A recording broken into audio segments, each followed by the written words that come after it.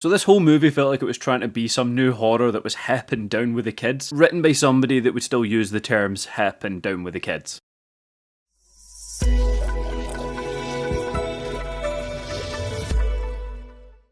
Very quickly, if you are new here, I like to look at those movies that get a little bit less talked about and less reviewed, try and find a hidden gem for myself and recommend to you guys. Now in this one, we are covering Followers. So Followers' main focus is on social media and people's internet following, influencers, that sort of thing. We're following 4 uni students here, and the main one of them is Jonty Craig. And I'm going to say straight away, I don't like this man. Thought Jonty Craig was just a prick. I know he was meant to be a prick, but the problem there is that you do not have a likeable lead character. You know, he's some vlogger, and do people still vlog like they used to? Like, is that era of YouTube still existing? But he was disgraced. He went on some reality show. He just started spouting a whole load of shit. Now he's just not very well liked. So he's trying to reclaim his following and reclaim his influencer status. In the student halls, we come across the rest of our cast. We've got Zona, who is a documentarian, so she's somewhat in the lifestyle of Jonty Craig. You know, she doesn't aspire to be an influencer, but she very much respects the craft and making videos. We've got Amber, who is just your very standard paint by numbers pretty girl influencer. She doesn't seem to offer much other than her looks. And then we've got Pete. This is a British movie,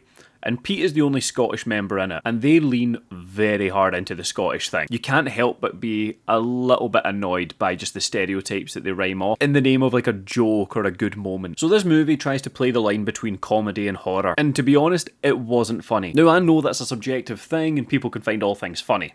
I get that. But to be a comedy, you need to make jokes. You need to have situational comedy. You need to have something that's funny. See, if there was jokes in here and they just didn't land with me, I would still respect that it was at least a comedy to somebody out there. There wasn't that. It just felt like annoying characters. You know, they weren't making jokes, and the situations they were in weren't funny either. So I'm really failing to see where the comedy came in. The closest thing to it was Becky. Now, she's like the uni student counsellor woman, and her whole thing is that she uses terms that are outdated. She's not in the movie a lot, and she is the one that's trying to be very hip and down with the kids and fun. Now you're going to think I'm a little bit loco, lol. And so when she's doing this, she's saying really cringy things. I hate to break the news to you followers, but that's not comedy. So with any ghost horror movie, we've got the familiar stops to set this one up. The characters start hearing and seeing things. The movie, for its ghost side of things, doesn't do anything too different. So clearly the focus to make it stand out is on the follower side of it. This is where we see that Jonty starts documenting these hauntings, you know, the things that move, the things they're hearing. And with that,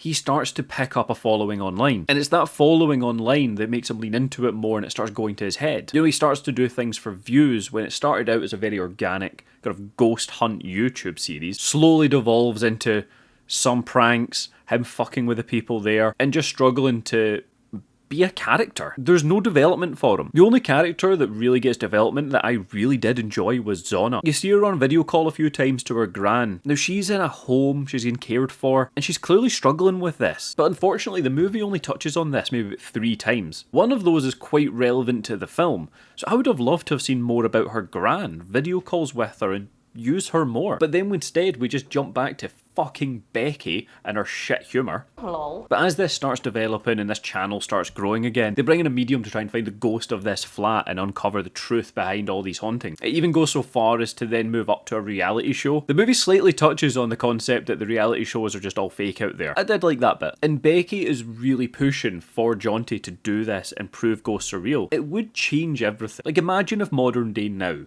there was a video that undeniably proved that ghosts exist. How much shit would change? Like, life as we know it, and the ending of life as we know it, that would change drastically. There's a clear push from Becky for Jonty to do the right thing, keep making the videos, and objectively prove ghosts are real. But because they've got such a focus on that, it then just goes to show that the people they've got involved with, the reality show and the medium, have clearly never proven that ghosts are real. And Pete, why Pete annoyed me was, he's just the gruff, stereotypical Scot. That stereotype somewhat exists for a reason, but we're not all like Pete. He's a good guy at his core, drinks way too much, and is ready to fight. But then he wears a very funny t-shirt. I mean, what's funnier than a Scottish person wearing a top that says "your ma"? Lol. See, if it wasn't for the initial setup of this movie, I wouldn't have been intrigued as I was. There's a few bits of news coverage, and it's Zona telling her story of the events that took place. But then when we cut into the movie, It's very much Jonty telling the story. So it's going to be interesting to see how this ends, that Zona has a truth that Jonty's not put out there. Not as interesting as I wanted it to be. And credit where credit's due, because they're all using cameras, the movie cuts between different qualities of film as well, depending on what cameras are being used. It's really good in that respect because the entire movie is not meant to be some hand cam film. So it's very clear footage when it's us just watching the movie as an audience. But then it'll cut between the lower quality cameras when we're then supposed to realise that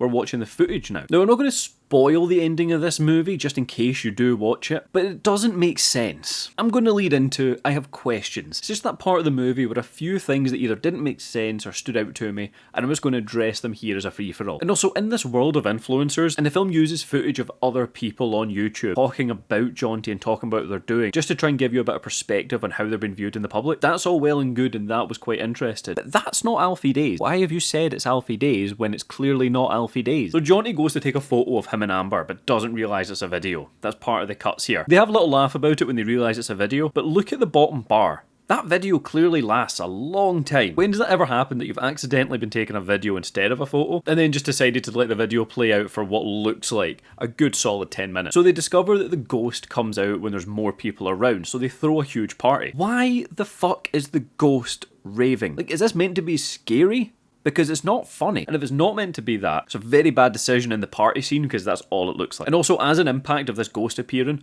like almost everybody at the party just starts throwing up blood. Only Pete calls out Jonty that this might have been a prank and that he spiked the drinks to fuck with people. Everybody else is just so buzzing at the concept of a ghost that the party just immediately kicks back into action. Half of you were just spitting up your lungs. How is that of no concern to anybody at the party? Not only have you just been spitting up a shit ton of blood, ghosts are now also real, and your immediate reaction is just to drink more and have a good time. Now, the ending. So the ghost here is Dawn, that used to live in this flat with Becky. Becky's been encouraging them to look into this more because she feels guilty about what happened to Dawn. She has sessions with people, and within these sessions, she turns them almost into sleeper agents. She'll just say a key word to them, and when she does, she can make them do whatever she wants. I've got a few problems with that, if you haven't guessed. She makes Amber kill herself. It's a very harsh scene, and I'll be honest, some of the deaths in here, very brutal. I say some, I think there's like 2. They're both brutal. But how does she do it? Is she fucking psychic now? She says the key word and that's fine, but why does Amber know just to immediately kill herself? Because when we cut to later, she makes Pete kill himself. R.I.P. Pete.